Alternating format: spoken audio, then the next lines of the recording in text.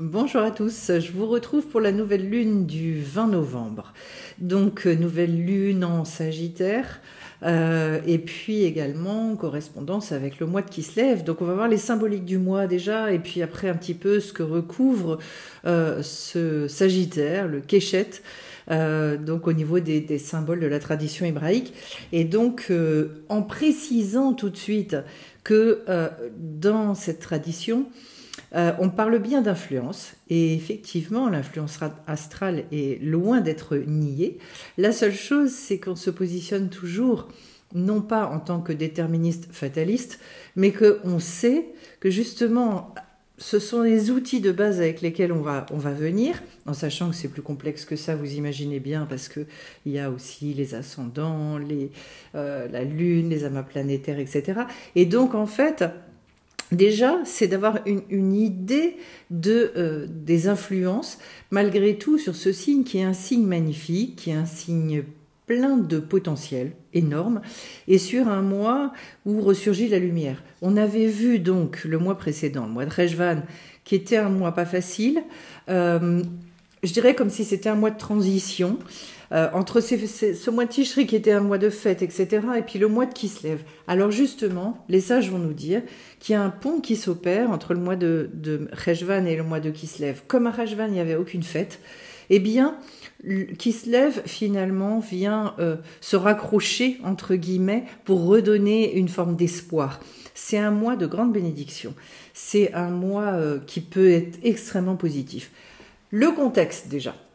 Alors le contexte, c'est que, vont nous dire les sages, on le voit au niveau physique, c'est en même temps un mois où les journées sont les plus courtes de l'année, hein, novembre, décembre, voilà. Et donc, le mois où il va falloir chercher la lumière, d'où la fête de Hanouka. Alors, dans les événements marquants de ce mois-là, première chose, eh bien en fait, vous savez que lors du mois de Rejvan qui le précède, ça avait été, on avait parlé du déluge, et donc on avait parlé de cette destruction pour une reconstruction, on avait vu tout ce que ça impliquait.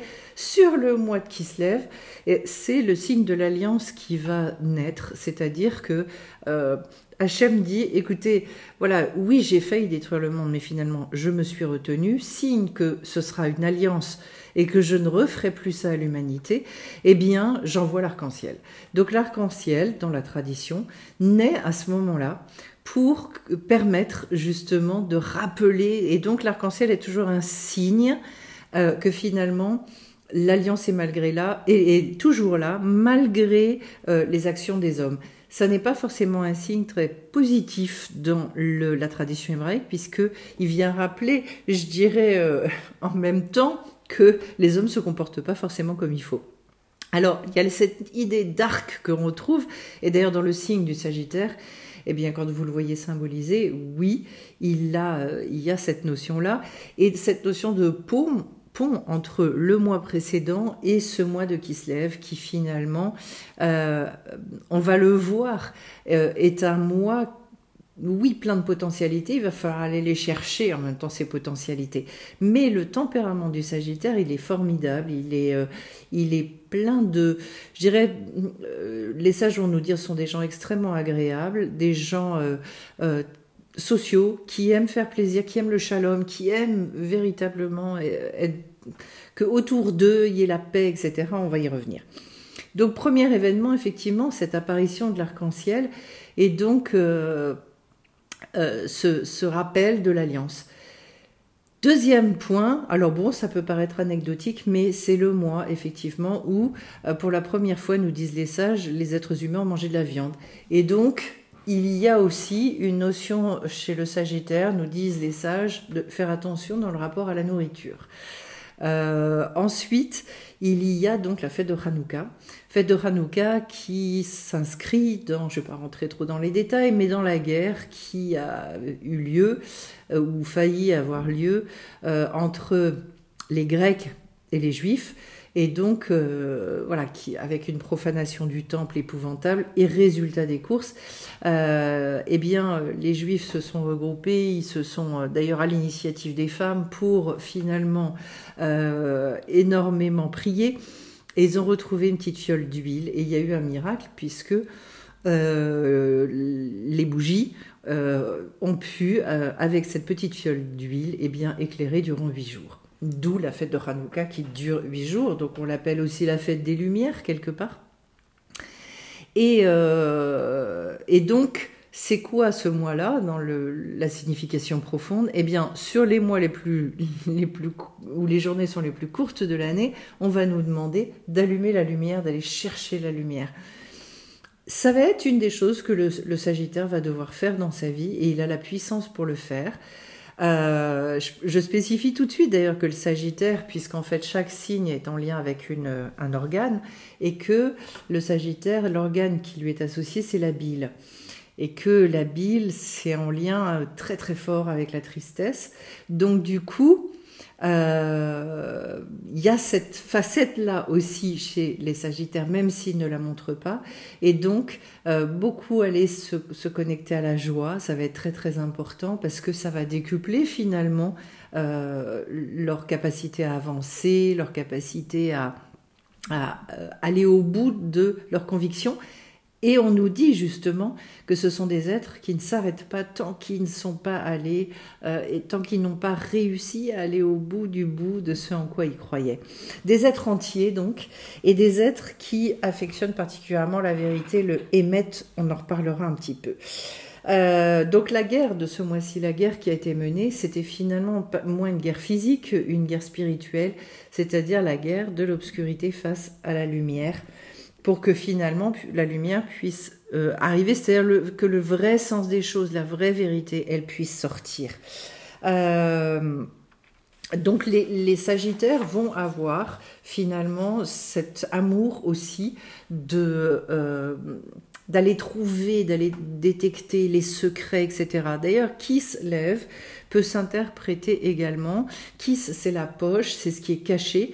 Et si on le met en lien avec Lev, qui s'écrit avec un Vav pour les hébraïsants, ceux qui connaissent un peu l'alphabet, eh bien c'est pour toi. C'est-à-dire, autrement dit, regarde dans ta poche pour toi.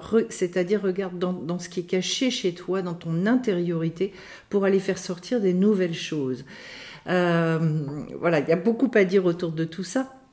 Mais c'est assez passionnant en fait de se rendre compte que ce mois-là est un mois aussi pour fouiller, d'où le fait que ça peut être des gens qui aiment la recherche, qui aiment le côté secret à dévoiler. Voilà. Qu'est-ce que je peux vous dire d'autre? Alors, c'est effectivement le mois de la beauté. Donc on a aussi toute cette beauté extérieure dans le monde, on le sait. Puisque face à Hanouka, justement, le monde après, il y a une autre fête qui est sortie et qui, du coup, elle aussi se base beaucoup sur les lumières, d'ailleurs. Donc, une espèce de duplication qui fait que il y a de la concurrence, on va dire. Ici, il ne s'agit pas des lumières extérieures, mais véritablement de ces lumières simples et en même temps de ces lumières vraies, de ces lumières intérieures. Ce que je peux vous dire au niveau donc un petit peu du profil de ce mois-ci, déjà l'étoile qui est la planète qui est en lien avec ce signe, c'est Jupiter, donc la plus grosse planète du système solaire. C'est un signe de feu. Je vais revenir sur la planète Jupiter. Sur le signe de feu, ce que je peux vous dire tout de suite, c'est que du coup, ça en fait un être, comme tous les signes de feu, un être bouillonnant, un être qui aime aussi, je dirais, prendre sa place en société. Alors, pas du tout à la manière des autres signes de feu, mais qui a envie aussi de s'exprimer, etc. Pas forcément, encore une fois, sur son intériorité, qui va avoir du mal à exprimer, mais en revanche, quelqu'un qui peut être très, très à l'aise dans la communication, très à l'aise à l'oral, et qui, encore une fois, comme il a envie de faire plaisir aux autres et il est dans cette bonté-là, eh bien, ce sont souvent des gens qui sont appréciés. Toujours savoir que tout ça est à relativiser en fonction du parcours, en fonction de tout un tas de choses. Mais voilà pour véritablement le mazal du Sagittaire. Donc ce feu le rend un petit peu bouillonnant. Le Sagittaire, des fois, va devoir apprendre à un petit peu calmer le jeu, et notamment dans le niveau relationnel, de savoir qu'avec ces gens-là, eh bien, quand ils disent non et quand ils disent stop, il ne faut pas aller les chercher, parce que si on va les chercher, alors à ce moment-là, le feu de la colère, il peut sortir et ça peut devenir dangereux, parce que ce sont des êtres qui ont beaucoup de force. Donc attention à ça dans la manière dont on gère avec un Sagittaire. Étant donné donc qu'on est dans cette obscurité, c'est un mois qui va beaucoup dépendre de la bonté divine, donc de ce qu'on appelle la Ashgara Pratit, la providence. Et donc c'est un mois où oui, il peut y avoir énormément de chance. En même temps, toute cette capacité orale du Sagittaire va devoir être mise au service véritablement de ce lien privilégié finalement avec la vie, avec Hachem. Et donc, beaucoup dans l'expression. Dans la tradition hébraïque, il est dit, il y a une femme comme ça qui s'appelait Hannah, qui était stérile depuis 19 ans et qui voulait absolument un enfant. Et pour eh bien, avoir cet enfant, elle est allée prier énormément. Et à un moment donné, l'argument qu'elle a employé, c'est de dire à Dieu, elle lui a dit, mais moi je suis une femme Sagittaire. Voilà, ça a été son argument. Et effectivement, elle est tombée enceinte. Et elle a eu un enfant avec une âme très élevée. En tout cas, tout ça pour vous dire quoi? Qu'il y a cet aspect extrêmement puissant justement dans la prière. D'ailleurs, on dit de lui, on dit du Sagittaire, qu'il a des sens très développés. Ces 5 sens. Et que si vraiment c'est quelqu'un qui est dans la spiritualité, eh bien alors à ce moment-là, il va avoir toute capacité à, même on dit, jusqu'à lire dans les pensées des autres, c'est-à-dire à capter ce que l'autre est en train de penser pendant qu'il échange avec lui. Alors j'ai dit si il va vers la spiritualité, autrement dit, s'il met des valeurs et du sens dans sa vie. Attention à ne pas mettre spiritualité dans le sens ésotérique, barré, etc. Et donc, s'il est là-dedans, véritablement, il peut avoir un potentiel extraordinaire et il peut devenir, parce qu'on dit aussi de ce signe-là, qu'en fait c'est un signe qui est un excellent dirigeant. Pourquoi? Parce qu'il va aimer diriger, non pas pour avoir de la reconnaissance, pour les honneurs, etc. Il n'a pas ce souci-là. Donc ça fait de lui un dirigeant presque idéal, mais parce que justement, il a toute cette énergie, il a tout ce potentiel. D'ailleurs, il a un très bon degré d'analyse, très grand degré de logique. Et donc en fait, c'est quelqu'un qui peut être facilement performant dans l'organisation, dans tout un tas de choses. Résultat, oui, en tant que dirigeant, il va être extrêmement légitime, il va être apprécié. Et ça peut, dans les métiers qui lui sont associés, eh bien, il y a les métiers de direction, il y a les métiers de juge, il y a les métiers de professeur. Voilà, des métiers où finalement on a du monde autour de soi et où on peut fédérer des gens, etc. L'autre chose, effectivement, c'est de faire très attention parce que ce sont des gens qui ont une grande force, ils peuvent se lancer beaucoup de défis et se surestimer un petit peu dans leur force, donc se fatiguer, s'épuiser. Attention à ça. Une chose très agréable chez le Sagittaire, c'est que c'est quelqu'un qui n'est pas du tout rancunier, absolument pas. Et donc... voilà, ça peut friter, ça peut de temps en temps être un petit peu, comment, je dirais, le Sagittaire est quelqu'un qui va être extrêmement clair, c'est pas du tout quelqu'un d'hypocrite, il déteste l'hypocrisie, puisque son signe est également associé à la recherche de vérité. Autrement dit, ce sont des gens qui peuvent être un petit peu lapidaires par moment, manquer de diplomatie même, ça peut aller jusque-là, ils n'ont pas envie de ça. Mais en tout cas, il n'y aura pas de recherche d'une diplomatie extrême. À un moment donné, c'est je coupe, quoi, ça suffit, j'ai dit les choses et c'est bon. Et si tu veux pas comprendre, bah, tu comprends pas, mais moi, ça ne me concerne plus. Voilà, donc une capacité aussi à utiliser une empathie à bon escient. Autrement dit, alors ça va être un petit peu ambivalent chez le Sagittaire et on va dire justement que c'est un signe qui est capable de beaucoup de bonté. mais avec les gens qui lui sont proches, des gens avec lesquels, voilà, c'est évident qu'il y a une relation d'amour avec eux, un lien d'amour, un lien véritable d'affection.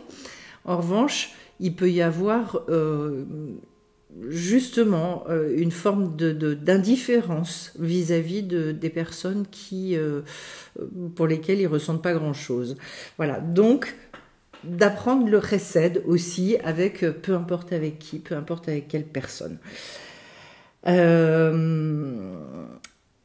Donc, comme ce sont des gens qui sont assez performants aussi dans la logique, ils comprennent très vite, etc. Attention à quoi je me nourris, bien évidemment. Des gens qui aiment la famille, qui vont, comme ils adorent la liberté, alors c'est un point très important chez le Sagittaire, ils adorent être libres, et bien dans l'éducation avec les enfants, on dit même qu'ils peuvent être trop tolérants, trop ouverts, et donc ne pas mettre suffisamment de barrières pour aiguiller un petit peu. Voilà, laisser libre, ça n'est pas non plus ne pas planter à certains moments un cadre dans les valeurs qu'ils portent, voilà. Et donc voilà, ne pas être dans une hyper-tolérance non plus. Donc je vous l'ai dit, alors comme ce sont des gens qui effectivement doivent se positionner sur le fait d'aller rechercher cette lumière, ils ont le potentiel aussi de l'autre côté, si jamais ils ne se connectent pas aux bonnes choses, hein, bien évidemment, c'est comme d'habitude. Comme eux peuvent aller très haut dans ce domaine-là, et c'est ce qu'on dit sur le mois de Kislev, on dit en fait, quand on est tout en bas, et bien sur ce mois de Kislev, il y a cette possibilité, en rallumant ces bougies-là, et bien de remonter extrêmement haut. Donc c'est super parce qu'après le mois de Rejvan, qui était quand même un peu difficile, et bien là, il y a, ça y est, la lumière qui vient, alors qu'on est vraiment dans le cœur de l'obscurité. L'autre chose, je vous avais dit que je vous parlerais un petit peu de Jupiter. La particularité, c'est que Jupiter est entouré par deux planètes qui sont Saturne et Mars, et qui sont des planètes relativement dangereuses, des planètes qui n'ont pas forcément que bonne réputation, puisqu'on parle d'elles comme la planète du meurtre et la planète du sang, donc finalement des planètes pas simples, pas faciles. Et donc en fait le Sagittaire, eh bien il peut véritablement aussi s'enfermer, rester dans trop d'intériorité, trop d'intériorisation, un besoin d'exprimer, et notamment d'exprimer ses sentiments, de dire véritablement quand les choses n'ont pas été. Voilà, donc qu'est-ce que je pouvais vous dire d'autre ? Eh bien, je vous ai déjà dit pas mal de choses. La pierre du Sagittaire, c'est la turquoise, qui est une pierre qui est là pour apaiser énormément. Et puisqu'il y a le côté bouillonnant, et que en fait, l'idée, c'est d'apprendre à refroidir un petit peu les choses. C'est aussi, je ne vais pas rentrer dans les détails, mais le mois puisque c'est un mois de retrait, un mois où on a besoin aussi on est moins dehors, etc., puisqu'il fait beaucoup plus nuit, et donc d'aller se reconnecter à l'imaginaire, d'aller repuiser dans des nouvelles forces vives, de retrouver finalement des choses, des rêves. Il est beaucoup question des liens avec les rêves. Il y a pas mal de parachutes durant ce mois-là qui nous parlent de rêves. Et donc en fait, un besoin et l'occasion, l'opportunité, même pour tous les signes, puisqu'en fait, on est bien d'accord, ce sont des énergies qui sont en puissance et qui sont là durant ce mois-ci. Et donc, la possibilité d'aller rêver, d'aller retrouver finalement de nouvelles aspirations, dans cette intériorisation qui est aussi une force qui peut être intéressante à condition de ne pas s'enfermer dedans. Voilà. Qu'est-ce qui a permis et qu'est-ce qui permet justement quand on est prisonnier, finalement de tenir? Eh bien c'est justement cette capacité à rêver, à se projeter dans un ailleurs, à avoir des objectifs, etc. Donc un besoin de définir ça. Et le mois de Kislev est extrêmement propice. D'autant plus que comme c'est pas un mois d'action véritablement, puisque c'est là où les journées sont les plus courtes, eh bien faut profiter pour finalement mûrir certaines choses dans notre tête de cette façon-là. Donc la turquoise, pensez-y. Ce sont aussi des gens, oui, qui aiment beaucoup et qui partager, parler, etc. Ça leur plaît beaucoup. Donc souvenez-vous, ah oui, et une chose importante, donc ils ont un pouvoir dans la bouche qui est extrêmement important, et notamment au travers de la prière, mais c'est aussi le mois spécifique de l'Itbo des doutes, pour ceux qui connaissent. Donc, l'Itbo des doutes, c'est s'isoler pour aller parler, pour aller parler avec son créateur, pour aller parler avec... vous mettez le mot que vous voulez derrière tout ça, mais vraiment ouvrir son cœur... c'est un moment justement pour se reconnecter à cette vérité profonde intérieure. Et ça passe énormément par la parole. On leur prête un pouvoir dans la prière qui est absolument phénoménal. Souvenez-vous de ça, c'est très important. Autrement dit, c'est aussi, puisque c'est le mois des bénédictions, c'est un mois pour se lâcher là-dedans énormément et retrouver finalement des lumières et des lumières. Donc si vous avez eu des domaines dans vos vies qui ont bloqué pendant je ne sais combien de temps, on a eu cette période d'alchimie avec le mois de Rejvan qui était quand même une période puissante, comme tous les ans.